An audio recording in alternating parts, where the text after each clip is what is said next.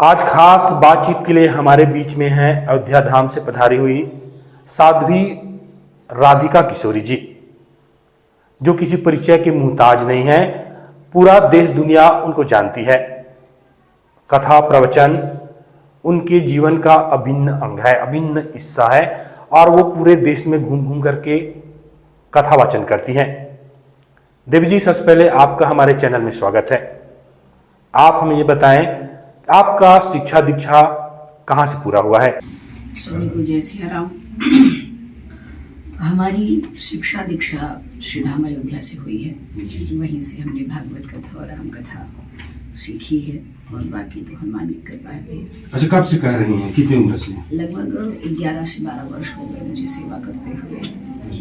अच्छा, आपके विचार से धर्म क्या है बताइए। राम ही हमारे धर्म है।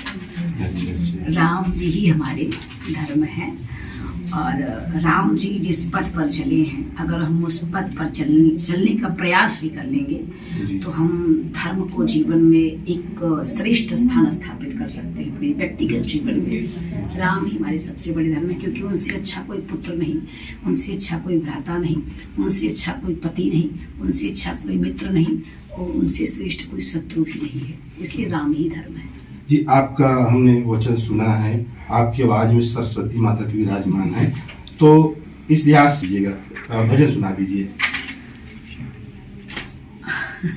2 लाइन।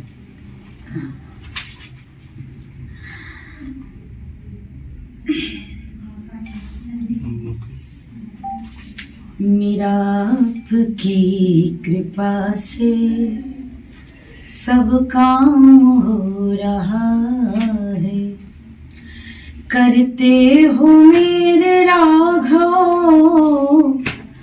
करते हो मेरे राघव, मेरा नाम हो रहा है, मेरा आपकी कृपा से सब काम हो रहा है जी। एक प्रश्न है आपसे, जैसे कि हमारा सनातन धर्म है, अब की स्थिति में हम लोग देख रहे हैं सनातन धर्म को छोड़ करके अन्य धर्मों में लोगों का पलायन हो रहा है, लोग अन्य धर्म की ओर जा रहे हैं। क्या कारण समझते हैं आप इसका? कारण ये है कि अनेक लोग अनेक प्रकार का प्रलोभन देते हैं। जैसे हमारे यहाँ 33 कोटि देवताओं को मान्यता दी जाती है, उनके यहाँ ये मान्यता दी जाती है कि जैसे अपने यहाँ है श्रीफल चढ़ाना है, पूजा करने की एक विधि है, एक नियम है, एक धर्म है, एक संकल्पित रूप से कार्य किया जाता है हमारे वैदिक हिंदू सनातन धर्म में। परंतु अन्य धर्म में ऐसी कोई क्रियाएं नहीं होती हैं। तो इसलिए लोगों को लगता है कि सनातन धर्म में भगवत कृपा प्राप्त करने के लिए बड़ा श्रम करना पड़ेगा, बड़ी प्रतीक्षा करनी पड़ती है। तो अन्य धर्म के जो लोग हैं वो प्रलोभन देते हैं कि हमारे यहाँ आइए, हमारे यहाँ आइए तो आपको जल्दी कृपा हो जाएगी, जल्दी आपको प्राप्त हो जाएगी। लेकिन मुझे प्रसन्नता इस बात की है कि लोग जितना पथ से भ्रमित हो रहे थे, उतना लोग सनातन धर्म के जागृत भी हो रहे हैं। और चाहे वो सतयुग हो, त्रेता हो, द्वापर हो, ये तो मान लीजिए कलयुग है, किसी भी युग में, हर युग में धर्म पर लोग जो है नाना प्रकार की टिप्पणियां भी करते हैं, नाना प्रकार के लोग अलग अलग तरीके से बात भी करते हैं। लेकिन ये भी है कि जैसे सतयुग त्रेता द्वापर में हमारा धर्म सुरक्षित था और धर्म ध्वजा फहराता रहा, वैसे हनुमान जी की कृपा होगी तो कलयुग में भी वैदिक हिंदू सनातन धर्म सर्वश्रेष्ठ होगा और सदैव वही मान्य होगा, वही पूजनीय होगा। रामचरितमानस में ढोल गंवार शूद्र पर सुनारी, ये सब तारण के अधिकारी कहते हैं। क्या इसका आप इसको किस रूप में देखते हैं? नहीं, पूज्यपाद गोस्वामी तुलसीदास, देखिए श्री रामचरितमानस की चौपाई पढ़ने का एक सूत्र है।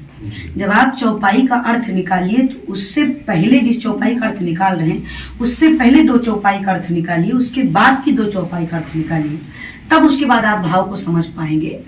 तो ये जो श्री रामचरितमानस की चौपाई है, लोग अलग अलग तरीके से इसको व्यक्त करते हैं, परंतु पूज्यपाद गोस्वामी तुलसीदास जी का ध्येय सिर्फ एक था, ताड़ने का अर्थ है शिक्षा। शिक्षा, बस वो पीटना मारना ऐसा कोई बाबा की इच्छा नहीं थी, और इसका अर्थ है। जैसे मैंने पहले पूछा कि अन्य धर्मों के लोग पलायन कर रहे हैं, जा रहे हैं, तो ऐसा कोई आप विधि बताएं या तरीका कि उनको फिर वापस में हम अपनी संस्कृति को ला सकें, हम अपने सनातन धर्म को ला सकें, ऐसा कोई प्रयास हिंदू धर्म की ओर से किया जा रहा है क्या?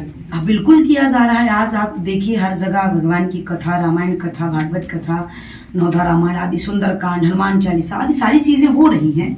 चमत्कार तो नहीं हो सकता तुरंत से, लेकिन पूर्ण विश्वास है कि एक दिन होगा। ऊपर से हमें लगता है कि आजकल के बच्चों को, जितने माता पिता हैं, उन सब को जितना आवर बाबर झाबर के बारे में बताते हैं, उससे ज्यादा आवश्यक है कि एक नाथ तुकाराम, मीराबाई, तुलसी और ध्रुव, प्रहलाद और आदि, चंद्रशेखर आजाद आदि जैसे वीर महापुरुषों के बारे में, संतों के बारे में बताएंगे, तब सनातन धर्म के प्रति स्थिति और ज्यादा बढ़ेगी और लोग जागृत होंगे और बड़े आनंद के साथ लोग जुड़ना प्रारंभ करेंगे। छत्तीसगढ़िया सब लोग बढ़िया कहते हैं, तो छत्तीसगढ़ के लोगों को आज मैंने इस विषय पर मैंने चर्चा की थी, व्यासपीठ से चर्चा की थी।